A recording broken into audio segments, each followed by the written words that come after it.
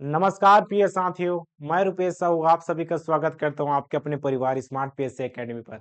आशा करते हैं कि आप सभी स्वस्थ और मस्त होंगे और अपनी तैयारी में सजग रूप से बने होंगे। जिस प्रकार से सजग रूप से बने होंगे, उसी प्रकार से स्पीड भी ला चुके होंगे, क्योंकि आज है 30 जनवरी और हम आज देखने वाले हैं सामान्य विज्ञान विज्ञान का मैराथन क्लासेस।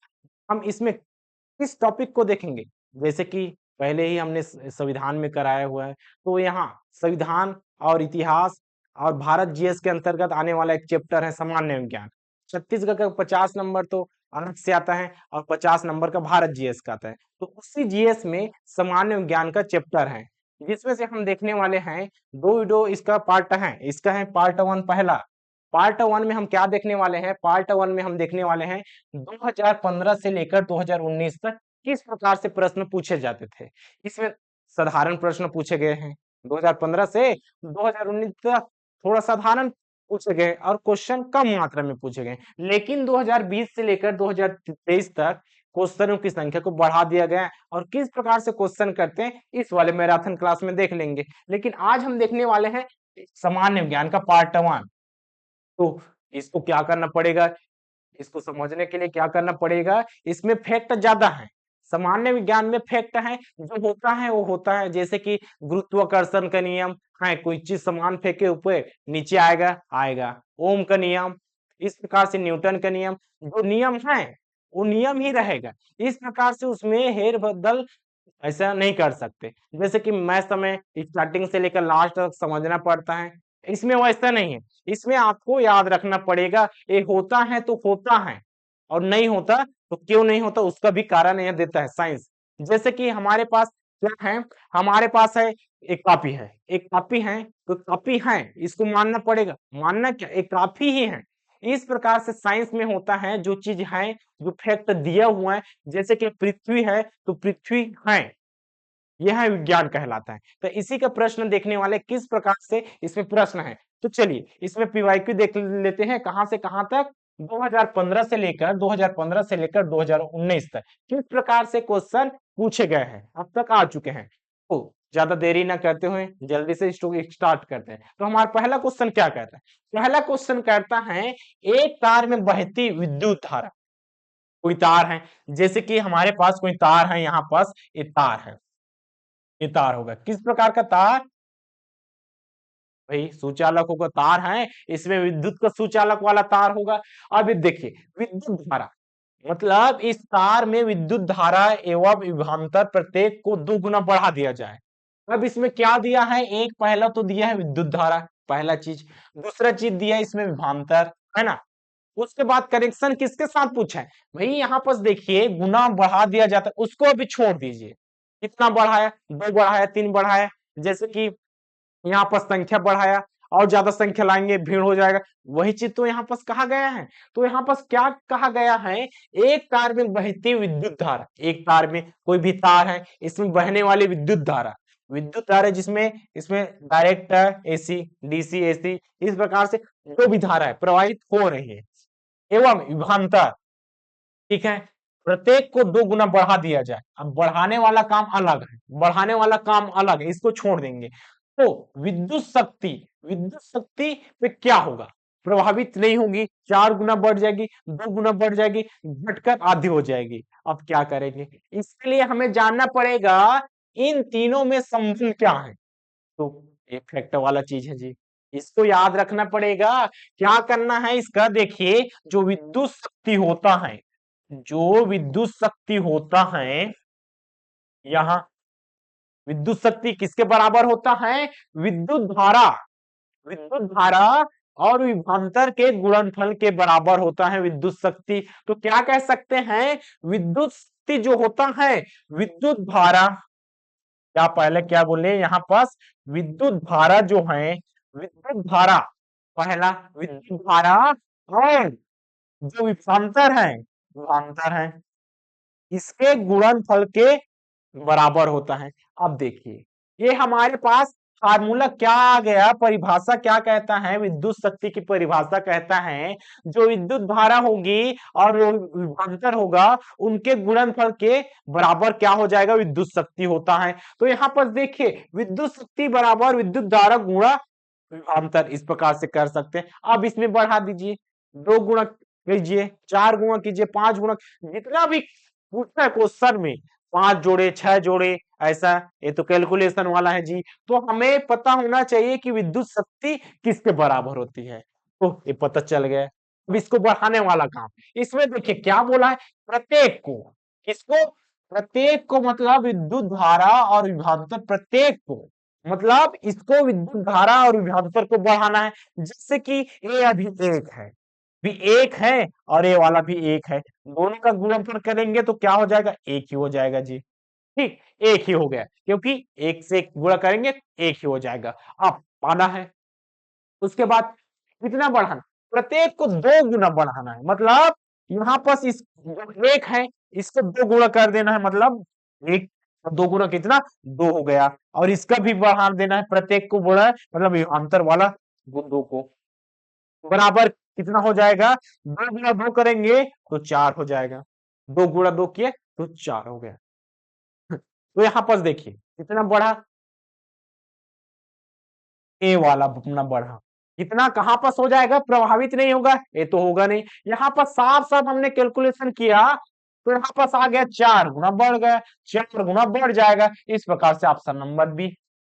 तो यहाँ पर सूत्र को याद रखना पड़ेगा, विद्युत शक्ति क्या है, विद्युत धारा क्या है, विभवांतर क्या है, इसमें कनेक्शन क्या है। चलिए अगले प्रश्न की ओर बढ़ते हैं। अगले प्रश्न क्या कहता है, अभिनेत्र लेंस, जो अभिनेत्र लेंस होता है द्वारा किसी वस्तु का किस प्रकार का प्रतिबिंब रेटिना पर बनाया जाता है।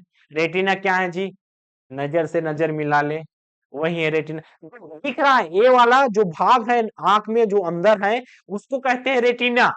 ये यही चीज है रेटिना। तो किसी भी चीज को हम देख रहे हैं तो रेटिना के किस प्रकार से बनेगा, उसी को पूछा है। अभिनेत्र लेंस के द्वारा, यहाँ पास अभिनेत्र लेंस के द्वारा किसी भी वस्तु का, ये हो गया आंख, इस प्रकार से ये अपना क्या हो गया, आंख हो गया। देखिए ये अपना आंख हो गया, रेटिना हो गया, इस प्रकार से रेटिना होगा, बहुत सारा इसमें रहता है ना, एकदम डिटेल से यहाँ पास नहीं करेंगे हम, यहाँ पास रिवाइकू कर रहे हैं।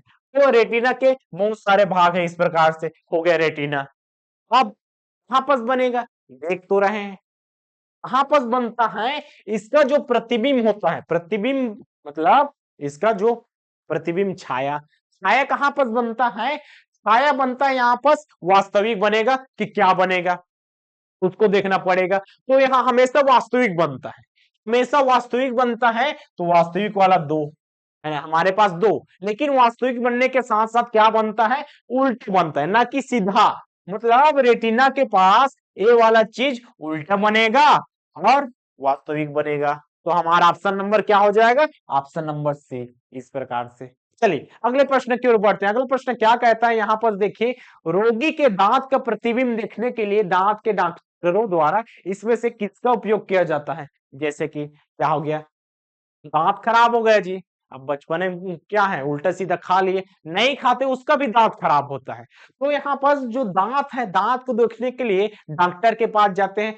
अब डॉक्टर के पास हर कोई तो नहीं जा सकते, हमारा दांत तो खराब नहीं है, अब कैसे इसको करेंगे सर, प्रैक्टिकल कैसे, अपना दांत खराब कीजिए और डॉक्टर के पास चले जाइए। हाँ ऐसा नहीं करना है। तो यहाँ पर देखिए दांत के डॉक्टर के पास हम जो गए हैं उससे पूछेंगे, लेकिन यहाँ पर जान लेते हैं इस प्रकार से। तो यहाँ पर प्रतिबिंब देखने के लिए, अब देखिए यहाँ पर क्या है, प्रतिबिंब देखने के लिए क्वेश्चन में ही इसका आंसर छुपा हुआ है। प्रतिबिंब किसमें दिखेगा बताइए, यहाँ पर प्रतिबिंब दर्पण में दिखता है या कांच में दिखता है। अब ये है कांच, कांच मतलब यहाँ पर लेंस है, तो लेंस कांच के समान होता है। दर्पण और कांच में अंतर समझना है, लेंस और कांच में क्या अंतर है। जो दर्पण होता है जी, यहाँ पर जो दर्पण होता है पीछे बैकग्राउंड में उसमें कोई परत लगा होता है, यहाँ पर प्रतिबिंब देखना है, प्रतिबिंब देखना है, तो यहाँ पास दर्पण ही आएगा। दर्पण ही आएगा तो हमारे पास ऑप्शन है उत्तर और अवतल वाला दर्पण है, क्योंकि यहाँ पर दर्पण है, लेंस तो नहीं आएगा। लेंस क्यों नहीं आएगा? लेंस क्यों नहीं आएगा? क्योंकि जो लेंस होता है ये क्या होता है, कांच के समान होता है, मतलब आर पार दिखता है।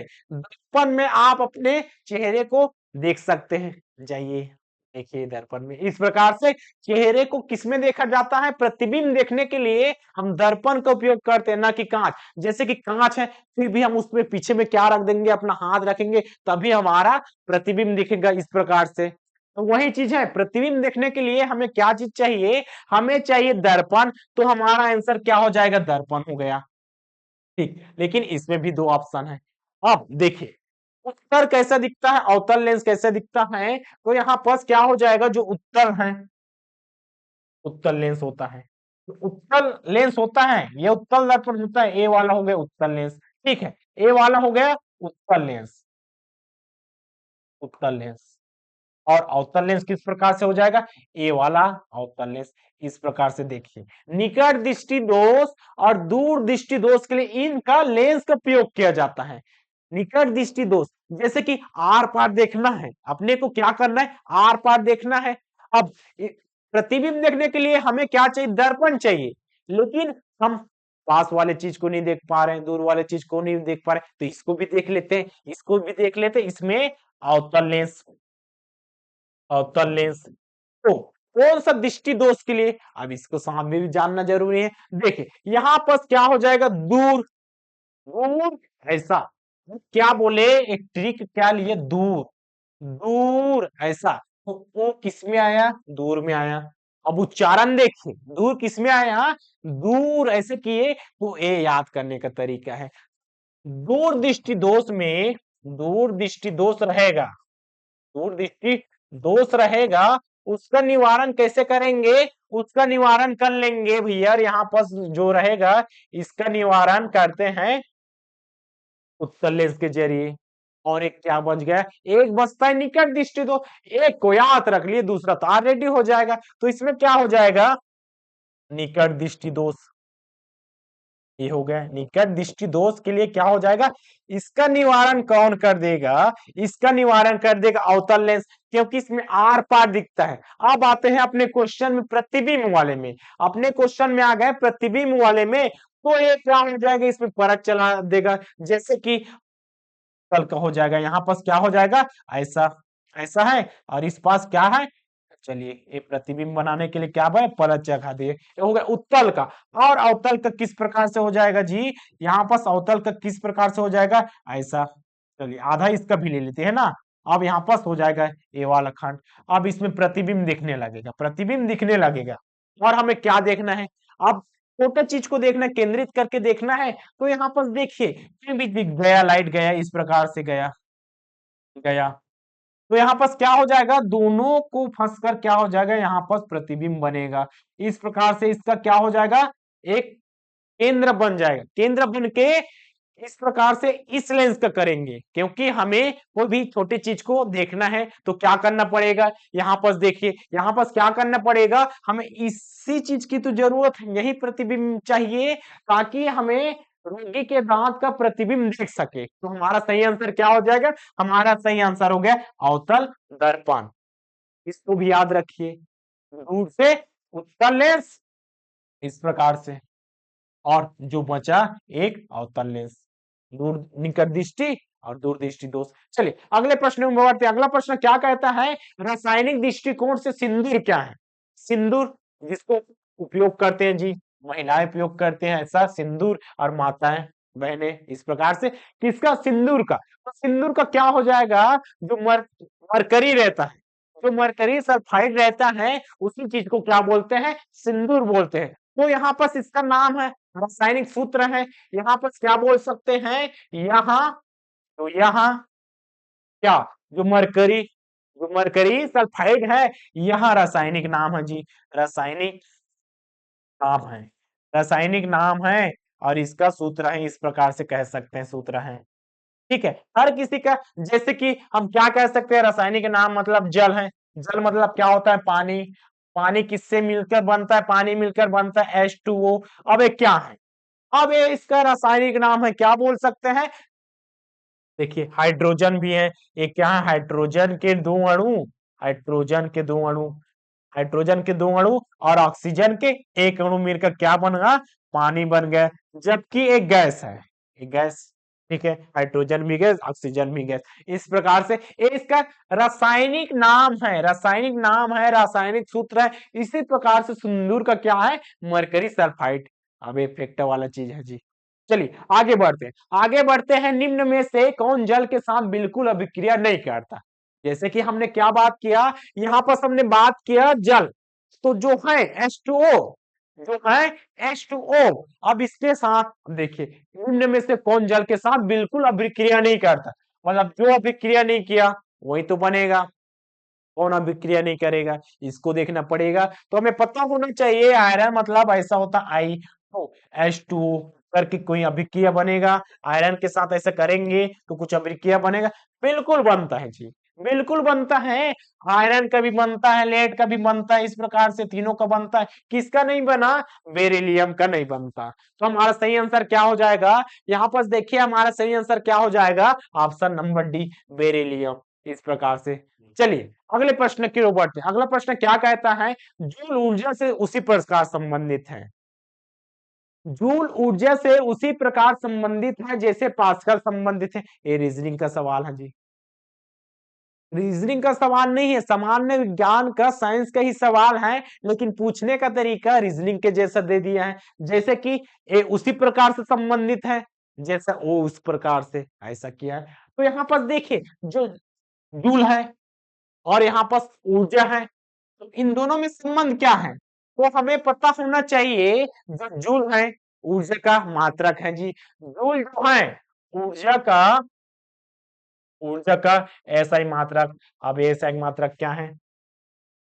अंतरराष्ट्रीय मात्रक। जैसे कि अंतरराष्ट्रीय मात्रक वह चीज मान्य होना चाहिए, मतलब पूरे संसार में उसको उस प्रकार से नाम से जाना जाता है। जैसे कि हमारा नाम इधर कुछ और है, उधर कुछ और है, अब वो ऑफिशियली कुछ नाम हो तो रखा होगा ना। अब आधार कार्ड में नाम है वही चीज सभी तरफ चलेगा, किसी का बंटू है, बबली है, एक नाम वाला 10 अलग अलग नाम रख दिए, वैसा नहीं होता है। तो एक ऑफिशियली नाम होना चाहिए, तो यहाँ पास वही चीज है। तो एक पूरा संसार किस नाम से जानेगा, एक वस्तु को 10 नाम से जान सकते हैं क्या, नहीं, ऐसा तो नहीं होगा। तो यहाँ पर देखिए ऊर्जा का ऐसा एक मात्रा क्या है, जूल है, जूल है। तो जो पास्कल है, पास्कल किसका है, पास्कल है भैया, यहाँ पर देखिए पास्कल जो है दबाव का है, किसका है, पास्कल किसका है, दबाव का है, दबाव का क्या है, पास्कल है, पास्कल। तो इस प्रकार से मात्रक के रूप में क्या कर सकते हैं, यहाँ पर मात्रक ना करके इकाई बोल सकते हैं, किसका, इकाई। इस प्रकार से देखिए इकाई है, और ये वाला क्या है, दबाव का इकाई है, दबाव का इकाई है, इस प्रकार से। ठीक है, इसको इकाई भी बोल सकते हैं, इस प्रकार। चलिए अगले बढ़ते हैं, अगले प्रश्न की ओर। क्या बोलता है, मॉनिटरिंग प्रोटोकॉल किससे संबंधित है। अब एक प्रोटोकॉल है जी, इसका नाम रख दिया, तो नाम किसका है, तो यहाँ पास याद होना चाहिए ओजोन परत से क्षय को रोकने का जो प्रोटोकॉल होता है।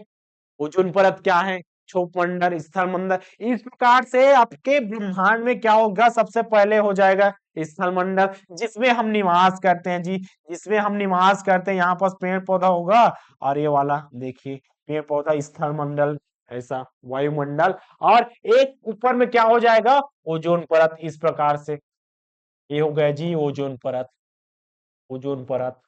अभी इसको बचाना क्यों, ओजोन परत को क्षय होने से रोकना क्यों है, क्योंकि जो सूर्य से आता है, क्या आता है जी, यहाँ से सूर्य से क्या आ जाएगा, सूर्य से कुछ आएगा, प्रकाश आएगा जी, और क्या आएगा, प्रकाश आता है। इस प्रकार से देखिए सूर्य महोदय जी, क्या आता है, प्रकाश आता है, सबको पता है प्रकाश आता है, लेकिन उसके साथ और किरण भी आता है। कौन सा, पराबैंगनी किरण जो आता है, पराबैंगनी किरण। इस प्रकार से क्या ले सकते हैं, पराबैंगनी किरण। तो इसको रोकने का काम कौन करता है, कौन करता है, पराबैंगनी किरण को रोकने का काम कौन करता है, ओजोन परत। क्यों, अब इसको क्यों रोका जाता है, क्योंकि यहाँ पर जो पराबैंगनी किरण है इससे हानिकारक, क्या बनेगा? बीमारी हो जाएगा जी, क्योंकि एक बहुत खतरनाक है। पराबैंगनी किरणें को रोकना जरूरी है, तो इसको ओजोन परत को हमें बचाना पड़ेगा।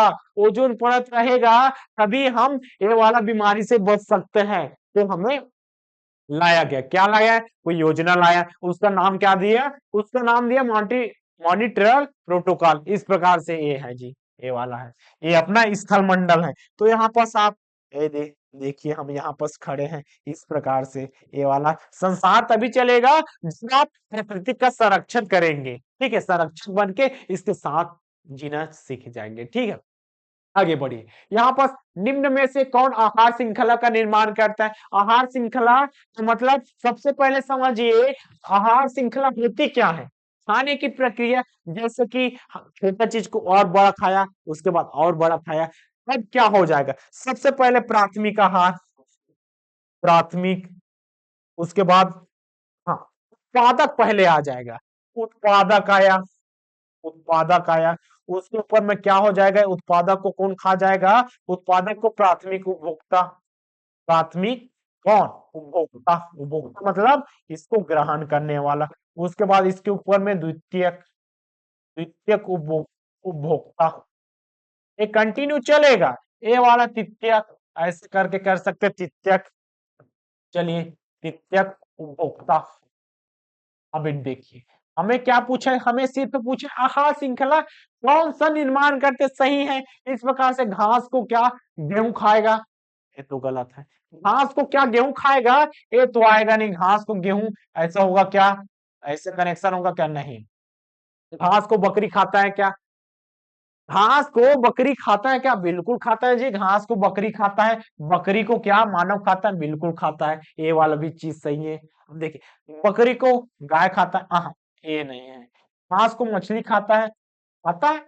नहीं खाता, नहीं खाता ना, ये वाला नहीं। चल इसको खाते हैं मान लिए, उसके बाद मछली को बकरी खाता है, देखे हैं कभी? नहीं देखे। तो हमारे पास हम डायरेक्ट आंसर है घास, बकरी तथा मानव। इस प्रकार से आहार श्रृंखला बनता है। तो ये वही चीज है उत्पादक के अंतर्गत, इसमें से कौन सा उत्पादक है? एक क्वेश्चन। प्राथमिक उपभोक्ता कौन सा है? दूसरा क्वेश्चन। द्वितीय उपभोक्ता कौन सा है? तृतीय उपभोक्ता कौन सा है? इस प्रकार से कंटिन्यू इसको और क्वेश्चन पूछा जाता है। तो यहाँ पर देखिए जो हरे घास फूस होंगे, तो घास होंगे, ऐसा घास फूस कर सकते हैं। इस प्रकार से ये क्या है? उत्पादक है। प्राथमिक उपभोक्ता जो इसको खाएगा, इसको जो खाएगा क्या खाएगा जी? बकरी खा लेता है, बकरी खा लेता है, भेड़ खा लेता है, ये और गाय भी खा लेता है, ठीक है। और इस प्रकार से खरगोश, चलिए यहाँ पर क्या कर सकते हैं? यहाँ पर बकरी, भेड़ और क्या कर सकते हैं? खरगोश, खरगोश कह सकते हैं, ठीक है। ऐसा इसको कौन खाएगा? इसको द्वितीय उपभोक्ता। ये हर जगह चलता है, हर जगह चलता है। यहाँ पर इसको शेर भी कह सकते हैं जी, शेर। चले मानव खाता है ना, अब यहाँ पर क्या दिया? बकरी को मानव, तो इसके अकॉर्डिंग चलते हैं, मानव खा लिया। और मानव को कौन खा लेता है? शेर खा लेता है, शेर खा लेता है। अब जंगल में तो जाइए, ऐसा कोई जंगल में जाइए जहां पर टाइगर उगर होता है, आपको खा लिया जाएगा, धर दबोच कर खा लिया जाएगा, क्योंकि वो मांसाहारी है। इस प्रकार से कंटिन्यू चलता है। ये तो स्थल मंडल की बात हो गई, ये किसकी बात हो गई? ये तो अपना स्थल मंडल की बात हो गई। लेकिन जल मंडल का भी तो कोई होगा आहार श्रृंखला। तो जल मंडल में क्या होता है? जल जो समुद्र होता है उसका भी होता है एक आहार श्रृंखला। तो स्थल मंडल में भी होगा, जल मंडल में होगा। तो जहां पर इस प्रकार से आहार श्रृंखला है, एक आहार श्रृंखला है, लेकिन इसी के कंटिन्यू ऐसा ऐसा कहीं होगा, जैसे कि समुद्र का पारिस्थितिक तंत्र, ऐसा कई मिलाकर एक श्रृंखला है, एक श्रृंखला है। इसी का अकॉर्डिंग क्या हो जाएगा? दूसरा श्रृंखला बनाया गया, तीसरा श्रृंखला बनेगा। इस प्रकार से पहला श्रृंखला बन गया, ये इसको खाता है जी, उसके बाद ये इसको खाता है, इसको खाता है, इसको खाता है, एक श्रृंखला, दूसरा श्रृंखला, तीसरा श्रृंखला। अब पता चला ये इसको खाता है। इस प्रकार से एक दूसरे से कनेक्ट होंगे, क्योंकि देखिए भाई यहाँ पर देखिए मानव सिर्फ क्या खाएगा? बकरी खाएगा क्या? और भी तो खाता है ना, मुर्गी भी तो खाता है। इस प्रकार से एक दूसरे से कनेक्ट होंगे, इसको क्या बोल देगा? श्रृंखला है, इसको और भी बोल देंगे, ठीक है। तंत्र हो जाएगा। क्या? एक तंत्र हो जाएगा। इस प्रकार से तंत्र का निर्माण कर दिया। और समुद्र में रहा तो पारिस्थितिक तंत्र, इस प्रकार से स्थलीय मंडल वाला भी, तो हर जगह ये आहार श्रृंखला अप्लाई होता है, तो इसको भी जानना जरूरी है। चलिए अगले प्रश्न की ओर बढ़ते हैं। अगला प्रश्न क्या कहता है? इंडोर वायु प्रदूषण का सर्वाधिक महत्वपूर्ण प्रदूषक क्या? अब ये क्या चीज है जी? यहाँ पर देखिए, इंडोर वायु प्रदूषक का सर्वाधिक महत्वपूर्ण प्रदूषक है रेडान गैस। इसको डायरेक्ट होना चाहिए, डायरेक्ट पता होना चाहिए। रेडान गैस है जो इंडोर वायु प्रदूषण का सर्वाधिक महत्वपूर्ण प्रदूषक है। तो ये वाला प्रदूषक वाला है, कौन सा वाला? जो रेडान गैस है। जो रेडान गैस है ये प्रदूषक के रूप में है, रेडान गैस। ठीक है, अगले प्रश्न की ओर बढ़ते हैं। अगला प्रश्न क्या कहता है? चेम्बो कौन सा? चेरनोबिल दुर्घटना।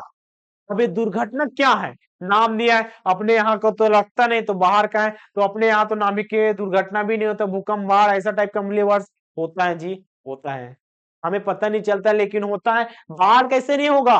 बिहार में तो कोसी नदी को क्या बोलते हैं? बिहार का शोक कहा जाता है। दामोदर नदी को पश्चिम बंगाल का कहा जाता है। इस प्रकार से आता है, तो ऐसा हमें पता होना चाहिए कि क्या है। तो देखिए, तो ये है, एक दुर्घटना है। ये दुर्घटना हुई तो हुई कहाँ? एयरबोन दुर्घटना। ये है नाभिकीय दुर्घटना से संबंधित है जी, नाभिकीय दुर्घटना से संबंधित है। कब हुआ, कैसे हुआ? तो ये है सोवियत संघ का, सोवियत सोवियत संघ का एक देश है जी। कौन सा? सोवियत संघ का देश है, सोवियत संघ का देश है। कब हुआ? 26 अप्रैल। कब हुआ? ये दुर्घटना जो हुआ, ये कौन सा तारीख में हुआ? इसका तिथि लिख लेते हैं, इसका डेट लिखते हैं। कब हुआ? 26 अप्रैल। 26 अप्रैल 1986 का यही वाला डेट है जी। कौन सा वाला? इस डेट में जो है सोवियत संघ का जो है, यहाँ पर देखिए सोवियत संघ में जो 26 अप्रैल 1986 में कौन सा दुर्घटना हुआ? नाभिकीय दुर्घटना हो गया जी। वहां पर उसको बोल दिए कौन सा दुर्घटना, इसका नाम दे दिए, क्योंकि इसी जगह में हुआ था इसलिए इसका यही नाम दे दिए, नाभिकीय दुर्घटना से संबंधित था। चलिए आगे बढ़ते हैं। यहाँ पर वाहनों में पेट्रोल के जलने से निम्न धातु, ध्यान से पढ़ना है ना, एकदम डार्क नहीं आना है कि वाहनों में पेट्रोल के जलने से निम्न धातु वायु प्रदूषण को करती है, तो कार्बन डाइऑक्साइड आ गया सर जी। ऐसा एक लाइन करके नहीं बनाना है, अपने को पूरा देखना है। क्या देखना है कि क्या पूछा गया है, जल्दी जल्दी में नहीं कर ले। कार्बन डाइऑक्साइड क्या है? ये तो वाहनों के प्रदूषण से उत्पन्न होने वाला, ये क्या है जी? ये वाहनों के प्रदूषण से, वाहनों के प्रदूषण से उत्पन्न होने वाला, उत्पन्न इस प्रकार से उत्पन्न होता है या उत्सर्जित होता है। ये वाला है कार्बन डाइऑक्साइड, उत्पन्न होता है। लेकिन इसमें पूछा गया है क्या? वायु प्रदूषण किससे होता है, ऐसा करके नहीं पूछा गया है। तो नुकसान होने वाला नहीं पूछा, हमें धातु पूछा है जी। यहाँ पर धातु पूछा है जो वायु को प्रदूषित करती है। तो वाहनों के पेट्रोल में ऐसे कौन सा धातु मिला होता है जिसके कारण जलता है? उसके बाद जलने के बाद जो लेड है, जो लेड है ये रहता है पेट्रोल में जी। इस प्रकार से पेट्रोल में रहता है। इसके बाद एक इसको क्या करता है, इसको जलता है, जलने के बाद दोहन करेंगे, दोहन करेंगे पेट्रोल का। क्या है? पेट्रोल का क्या करेंगे? दोहन करेंगे, पेट्रोल का दोहन कर दिए जी। इस प्रकार से वाहन चला रहे हैं, सभी लोग चला रहे, दोहन कर रहे हैं, तो जो लेड होता है, यही दो धातु है जो उत्पन्न होता है जलने के बाद। क्या उत्पन्न कर देता है? जलने के बाद उत्पन्न क्या करता है? CO2। इस प्रकार से CO2 कार्बन डाइऑक्साइड उत्पन्न करता है। तो दोनों चीज यहाँ पर क्लियर होना चाहिए कि धातु क्या है? धातु है लेड, लेकिन उत्पन्न होने के बाद कौन सा बन जाता है? Carbon dioxide. इस प्रकार से दोनों फैक्ट याद होना चाहिए। तो यहाँ पर इसका सही आंसर है लेड, क्योंकि हमें धातु पूछा है, ना कि प्रदूषण किस गैस के कारण होता है ना। चलिए अगले प्रश्न में बढ़िए। इनमें से कौन सा पौधा नाइट्रोजन स्थिरीकरण में सहायक नहीं है? अब नाइट्रोजन स्थिरीकरण क्या है? तो जो जमीन रहता है, जो मिट्टी रहता है, क्या मिट्टी रहता है इसमें, जो कौन सा, तो गांठ वाला रहेगा, इस प्रकार से गांठ वाला रहेगा, तो नाइट्रोजन की कमी को क्या करता है, दूर करता है, दूर करता है। कौन कौन सा पौधा है, इस प्रकार से आप याद कर सकते हैं। जो नाइट्रोजन की कमी को क्या करेगा, दूर करेगा, तो नाइट्रोजन की कमी को चना भी करता है, मटर भी करता है, सेम भी करता है। अब इसमें नया फैक्ट क्या है, जो जड़ वाला है, हम ऐसा भी क्या कह सकते हैं, क्या जो जड़ वाला होता है, वाला जड़ वाला पौधा, यही है जड़ वाला पौधा या पौधे कर सकते हैं। इस प्रकार से देखिए, जड़ वाला पौधा कौन कौन सा है, चना में, चना लंबा जड़ है जी, चना है लंबा जड़, इस प्रकार से मटर है लंबा जड़ है, सेम है लंबा। लेकिन जो धान रहता है, इसमें जड़ क्या रहता है, इस प्रकार से देखिए, इस प्रकार से एक जड़ है, ऐसा जड़ रहता है। तो आप क्या कर सकते हैं, इससे जड़ वाला पौधा से आप याद कर सकते हैं, जो धान होगा नाइट्रोजन की स्थिरीकरण में सहायक नहीं होगा। इस प्रकार से आप नाइट्रोजन का भी याद कर सकते हैं, स्थिरीकरण, स्थिरीकरण मतलब उसको नियंत्रित करता है, मतलब नाइट्रोजन प्रदान करना है जी। नाइट्रोजन प्रदान कौन कौन से किया, चना लगा दिए हो गया, मटर लगा दिए हो गया, सेब लगा दिए, सेब क्या मतलब होता है, सेबी, वही है यहाँ पर सही आंसर धान।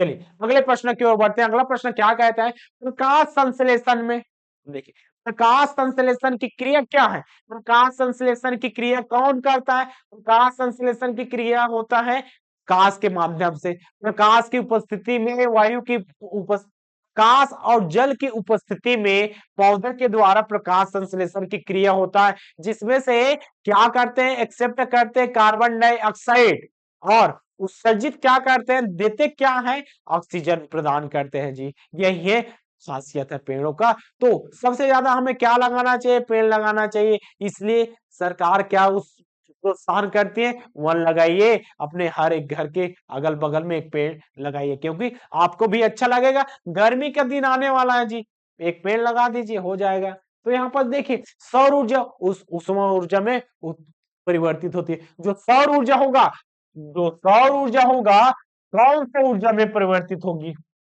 ये वाला भी सौर ऊर्जा, यहाँ पर प्रकाश ऊर्जा नाम ने दिया। तो जो सौर ऊर्जा होता है उष्मा में परिवर्तित होती है क्या, नहीं। सौर ऊर्जा उष्मा में परिवर्तित होती है क्या, नहीं। गतिक में होती है क्या, नहीं। रासायनिक अभिक्रिया होता है, इससे क्या होता है पौधों में, रासायनिक पौधों में क्या होता है, आप क्या याद कर सकते हैं, पौधों में कौन सा, रासायनिक अभिक्रिया, रासायनिक अभिक्रिया होता है, रासायनिक अभिक्रिया होता है इस प्रकार से। तो जो रासायनिक ऊर्जा ही उत्पन्न होगी, रासायनिक अभिक्रिया हुआ तो रासायनिक ऊर्जा ही उत्पन्न होगी। इस प्रकार से देखिए पौधे में होता है प्रकाश, और इसकी जल की उपस्थिति में कार्बन डाइऑक्साइड को ग्रहण करते हैं और ऑक्सीजन प्रदान करते हैं, ठीक है। इससे आप याद कर सकते हैं पौधों में क्या हो गया, रासायनिक अभिक्रिया, यहाँ केमिस्ट्री वाला चैप्टर। चलिए अगले प्रश्न के ऊपर थे, अम्ल वर्षा में कौन सा अम्ल उपस्थित रहता है, जो अम्ल वर्षा होता है, अम्ल वर्षा कहाँ पास होता है, ये अपना भूगोल का चैप्टर हो जाएगा। अम्ल वर्षा के बारे में जाने, उसमें अम्लीयता पाया जाएगा, किसके लिए अच्छा होता है, किसके लिए खासियत होता है। तो वही चीज है, इसमें उपस्थिति किसकी रहता है, जिसके कारण वो अम्ल बन जाता है। अम्ल किससे बनता है, यहाँ पर देखिए जो नाइट्रिक अम्ल होता है, नाइट्रिक अम्ल होता है, उसकी उपस्थिति के कारण अम्ल वर्षा होती है। तो इसमें नाइट्रिक अम्ल पाया जाता है। चलिए अगले प्रश्न में देखिए, किसी एसी और जनित्र तथा डीसी जनित्र में एक मूलभूत अंतर यह कि एसी जनित्र DC direct connection, indirect connection. अब क्या है, जैसे कि हम घर में क्या लगाते हैं, घर में लगाते हैं लाइट, आप उसको टच कीजिए हल्का सा झटका देगा, हल्का सा झटका देगा, आप बच जाएंगे।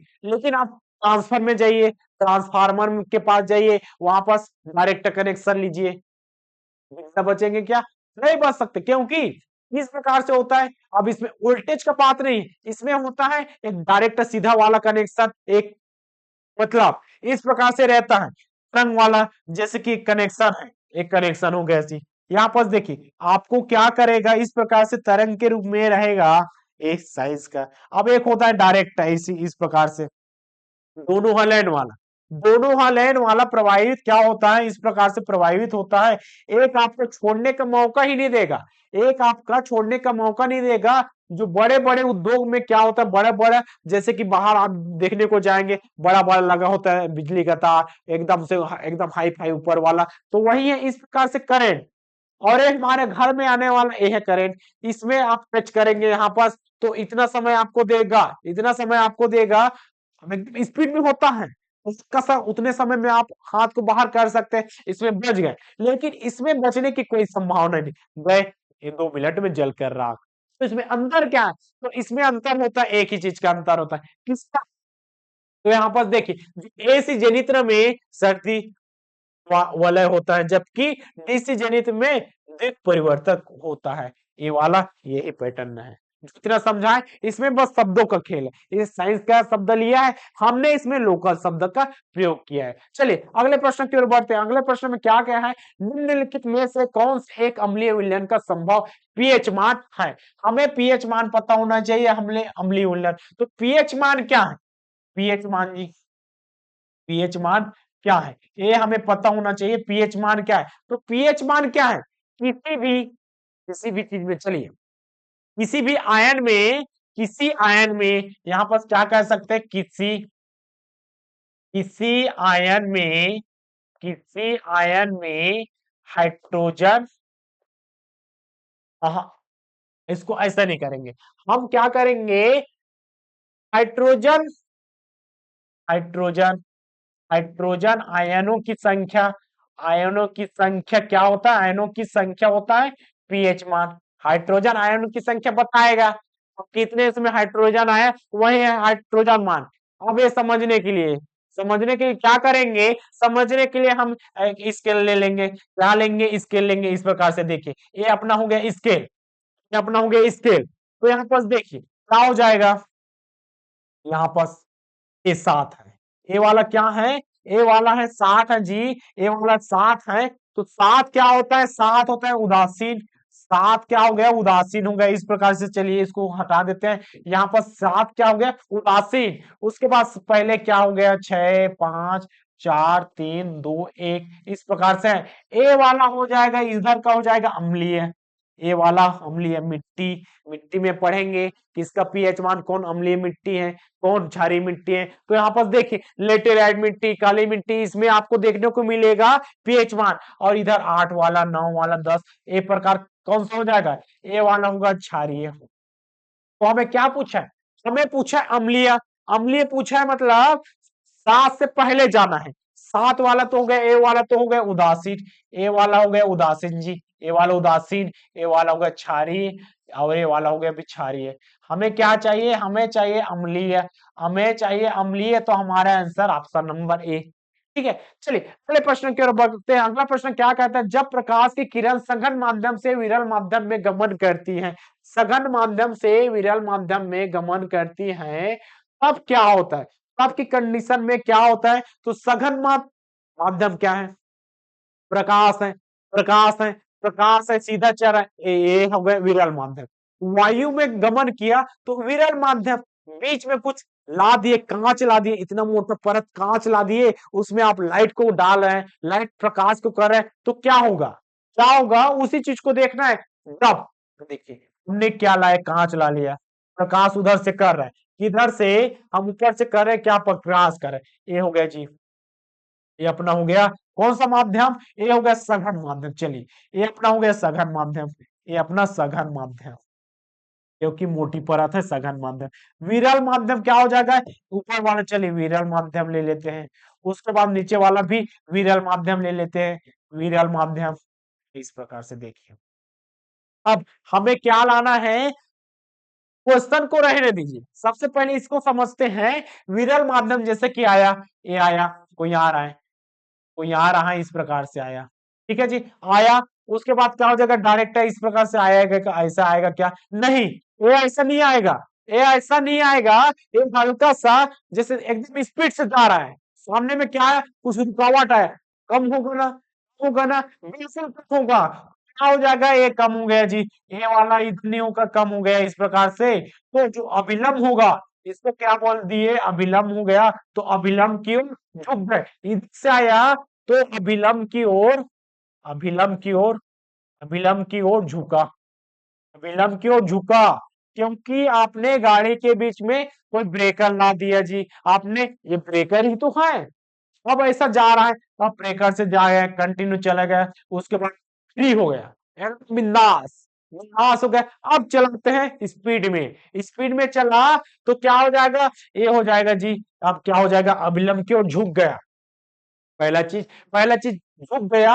अब क्या हो जाएगा, अब दूर चला जाएगा, क्या हो जाएगा, अविलंब से दूर में चलेगा। तो सघन माध्यम से जैसा अपोजिट है, अब इसको आप ऐसा इधर से अपोजिट कर सकते हैं। अब देखिए ये वाला, देखिए अविलंब से क्या हो गया, अपोजिट, अब एकदम फ्री बिंदास चलने लगा। तो क्या हो जाएगा, अविलंब से, अविलंब से दूर हो जाएगा, दूर हो जाएगा, और यहाँ पर हट जाएगा, दूर हटने लगेगा। इस प्रकार से हमारा ऑप्शन नंबर, इसकी चाल बढ़ जाएगी, चाल तो बढ़ेगी, क्योंकि आप क्या जा रहे हैं, आप सघन माध्यम में, इस ब्रेकर वाला है तो आपका चाल कम था, आप सघन माध्यम से विरुद्ध माध्यम में गए, आप रुकावट हट गया तो एकदम स्पीड बढ़ाए और एक दूर चले गए। इस प्रकार से चाल तो बढ़ गई और इसके साथ दूर भी हो गया, इस प्रकार से। चलिए अगला प्रश्न क्या कहता है, भू भू स्थिर का भू स्थिर उपग्रह घूमता है। भू स्थिर उपग्रह क्या है, भू स्थिर उपग्रह कहाँ पर घूमता है, ये ऊंचाई पर ही घूमता है, ऊंचाई पर घूमता है, किसी भी ऊंचाई पर नहीं, किसी भी ऊंचाई पर ऐसा नहीं कह सकते, ध्रुव के ऊपर ऊंचाई पर नहीं, ऊंचाई उपग्रह के द्रव्यमान पर निर्भर करती नहीं, ये स्थिर स्थिर रहेगा। ये अपना हो गया जी, ये अपना हो गया पृथ्वी, और यहाँ पर स्थिर रहेगा इस प्रकार से, और घूमता है किसी भी ऊंचाई पर, ये तो निर्धारित नहीं है। कैसे रेंडमली घूमेगा, नहीं, ध्रुव पर, ध्रुव के ऊपर ही घूमेगा। अब पृथ्वी तो घूम रहा है, अब उसके अकॉर्डिंग थोड़े ना घूमेगा, यहाँ पर स्थिर करना पड़ेगा भू स्थिर उपग्रह को। यहाँ पर ऑप्शन नंबर बी। अगले प्रश्न की ओर बढ़ते हैं। अगला प्रश्न क्या कहता है, इनमें से कौन सा एक सूक्ष्म जीवी कीटनाशक है। सूक्ष्म जीवी कीटनाशक, इसको पढ़े लेंगे तभी तो पता चलेगा, इसको क्या बोलते हैं, सूक्ष्म जीवी कीटनाशक। कीटनाशक के रूप में कौन काम करता है, जो क्या, बेसिलस, कौन सा, बेसिलस तो सब में है। यहाँ पर थूक मारकर क्या कीजिए, थूक मारकर किसी भी चीज को हटा दीजिए, ऐसा करके। ठीक, यहाँ पर याद करने का तरीका, यहाँ पर सब्सक्राइब कीजिए मतलब जुड़िए, इस प्रकार से ये नहीं आएगा, हमें क्या करना है, इसको हटाना है। तो क्या हो जाएगा, सूक्ष्म जीवी कीटनाशक के रूप में बेसिलस एजिस। ठीक है, अगला क्वेश्चन में देखिए, अगला क्वेश्चन है बेकिंग सोडा का। बेकिंग सोडा क्या है, कपड़े धोने का सोडा, खाने का सोडा, इस प्रकार से बेकिंग सोडा बनता है। तो बेकिंग सोडा का यहाँ पर रासायनिक सूत्र क्या है, ये वाला है सोडियम, ये वाला सोडियम बाइकार्बोनेट। कौन सा, बेकिंग सोडा का सूत्र क्या है, सोडियम बाइकार्बोनेट, इस प्रकार से सोडियम बाइकार्बोनेट, बाइकार्बोनेट, कार्बोनेट। अब इसके साथ खाने का सोडा, धोने का सोडा, सभी सोडा को याद कर लीजिए, सबका रासायनिक सूत्र एक क्वेश्चन बना, सभी चीज को याद कर लेना है। यहाँ पर अगले प्रश्न में चलते हैं। अगला प्रश्न क्या कहता है, निम्न में से कौन सा होता है, निम्न में से, यहाँ पर देखिए 20 का, ठीक, यहाँ पर निम्न में से जैव उर्वरक के रूप में कौन सा उपयोग होता है, जैव उर्वरक, जैव उर्वरक के रूप में उपयोग होता है, कौन सा होता है, तो जैव उर्वरक के रूप में होता है। अब उर्वरक, उर्वरक क्यों, एक होता है उर्वरक को जानिए, रासायनिक उर्वरक, और एक होता है जैव उर्वरक। इस प्रकार से उर्वरकता, किसी भी मिट्टी का उर्वरकता बनाने के लिए, उपजाऊ बनाने के लिए किसका उपयोग किया जाता है, राइजोबियम, किसमें पाया जाता है, वही जड़ वाला चीज बता दिए। अब नीलहरित शैवाल, इसका भी प्रयोग होता है, एजोला, इसका भी प्रयोग होता है। इसका मतलब हमारा तीनों सही है, तीनों सही है, तो हमारा ऑप्शन नंबर डी हो जाएगा, उपरोक्त सभी। चलिए अगले प्रश्न में चलते हैं। अगला प्रश्न क्या कहते हैं, न्यूटन के गति का पहला नियम, न्यूटन के पहले के गति का नियम बचपन से पढ़ते आ रहे हैं, बचपन से तो नहीं कह सकते, 9th क्लास में पढ़े होंगे। इसमें पहला नियम क्या कहता है, जड़ता का नियम। दूसरा नियम क्या कहते हैं, दूसरा नियम वही फार्मूला वाला है। लेकिन तीसरा नियम सबको पता है, तीसरा नियम सबको पता है, जितना आप फोर्स करेंगे, जितना आप फोर्स करेंगे, बल लगाएंगे, उतना आपको प्रभाव पड़ेगा, उतना मतलब क्रिया के प्रतिकूल, प्रतिकूल अभिक्रिया, क्रिया के प्रतिकूल अभिक्रिया, मतलब आप हमें जितना देंगे उतना हम आपको देंगे। इस प्रकार से क्या है, न्यूटन के गति का तीसरा नियम। तो यहाँ पर पहला नियम कौन सा, पहला नियम क्या बोलता है? पहला नियम जड़ता का नियम है। क्या बोलते हैं दूसरा नियम? वो वाला सब चीज जड़ता का नियम, ओम का नियम, इस प्रकार के डायरेक्ट पूछने वाला क्वेश्चन है। इस तो अगले प्रश्न पे बढ़ते हैं। अगला प्रश्न क्या कहता है यहाँ पर? किसी भी प्रजाति में गुणसूत्र संख्या। अब इसका क्या हो जाएगा? किसी भी प्रजाति में जो गुणसूत्र संख्या रहता है वो क्या रहता है? आयु के साथ बढ़ती रहते हैं। आयु के अनुसार बढ़ती रहती है क्या? नहीं, नहीं, ये गलत बात है। आयु के अनुसार घटती, ये तो स्थिर रहते हैं ना। जो गुणसूत्र संख्या हमेशा बचपन से लेकर वहां पर विद्यावस्था तक स्थिर ही रहता है, तो इसका आंसर क्या हो जाएगा? स्थिर रहता है। चलिए अगले प्रश्न में बढ़ते हैं। प्लास्टर ऑफ पेरिस बना होता है, ये भी रासायनिक सूत्र है। हम तो वही विज्ञान ही पढ़ रहे हैं, तो प्लास्टर ऑफ पेरिस क्या होता है? प्लास्टर ऑफ पेरिस को देख लीजिए। पेरिस किससे बना होता है? ये पेरिस बना होता है जिप्सम से। जिप्सम से बना होता है। अब जिप्सम H2SO4, इस प्रकार से जिप्सम का सूत्र क्या है? H2SO4। और यहाँ पर जल के दो अणु मिलकर क्या बनते हैं? इसको जब आप क्या करेंगे, इसको बनाएंगे, अभिक्रिया कराएंगे, इसको हाई टेम्परेचर पर जैसे कि 100 से लेकर क्या 150 डिग्री सेल्सियस पर गर्म करेंगे, तो क्या हो जाएगा? यहाँ पास हाइड्रोजन क्या बोलता है, तो यहाँ पास H2SO4 कैल्शियम सल्फेट ना, यहाँ पर सॉरी, यहाँ पर CaSO4 2H2O4, इस प्रकार से गर्म करेंगे।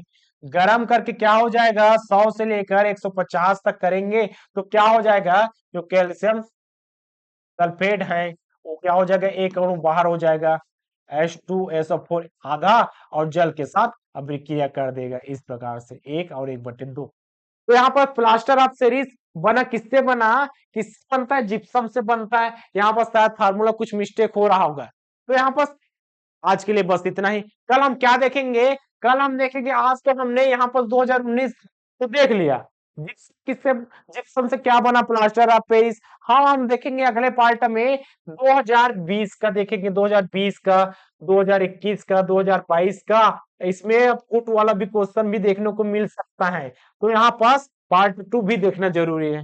यहाँ पास PYQ। यहाँ तक आज के लिए बस इतना ही। तो वीडियो कैसा लगा? अच्छा लगा तो लाइक तो बनता है। चैनल पर नए हो तो चैनल पर सब्सक्राइब कीजिएगा और कमेंट सेक्शन में अपनी राय जरूर दीजिएगा। तब तक के लिए धन्यवाद। मिलते हैं अगली क्लास में, अगले मैराथन क्लास में। तब तक के लिए धन्यवाद। जय हिंद, जय भारत, जय छत्तीसगढ़।